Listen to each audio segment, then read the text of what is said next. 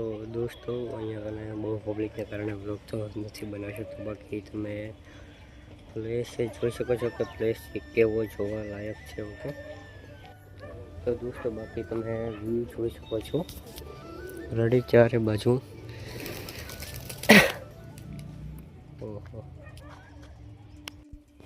તો દોસ્તો તમે ચારે બાજુનો વ્યૂ જોઈ શકો છો કે ને આ જગ્યા ઉપર 2 થી 3 ફિલ્મ અને લગભગ 1 થી 2 સોંગનું શૂટિંગ થયેલું છે, જે શાહરુખ ખાન ને સલમાન ખાનની ને લગભગ અલગ અલગ ફિલ્મ કે સોંગના અહીંયા કને શૂટિંગ થયેલા છે. ઓકે ને હવે લગભગ તૂટી ગયું છે. આજથી લગભગ ઘણા બધા કહી શકો, મતલબ 20-30 વર્ષ પહેલાં શૂટિંગ થયેલું હતું અને બહુ સુંદર જગ્યા છે. જો તમે કચ્છ જાઓ છો તો જરૂરથી ત્યાં કને જજો. ના છે આઈના મહેલ. ઓકે, અને વ્લોગ કેવો લાગ્યો તે તમે જરૂરથી ને કહી.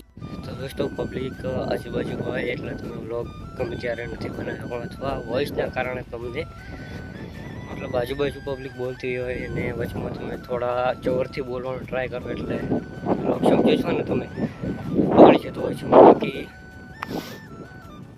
તમે જોઈ શકો છો. ઓકે, હું તમને બતાવી નાખું ફેરથી. હાલ થોડા દૂર આવ્યો છું હું.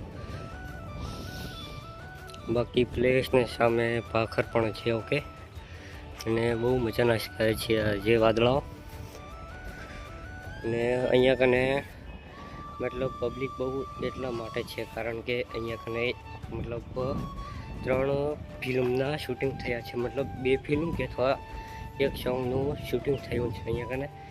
એટલે આ જગ્યા મતલબ ખબર નહીં કિલ્લો તો શું હતું, અહીંયા શૂટિંગ થયેલું હોય. તો કિલ્લે જેવું કંઈ રહ્યું નથી, સ્થળ ભાગી ગયું છે. ઓકે, બાકી એક્સપ્લોર કરજો તમે જરૂરથી. ને સ્થાનનું નામ હું ભૂલી ગયો છું, બાકી કેપ્શનમાં હું નાખી દઈશ.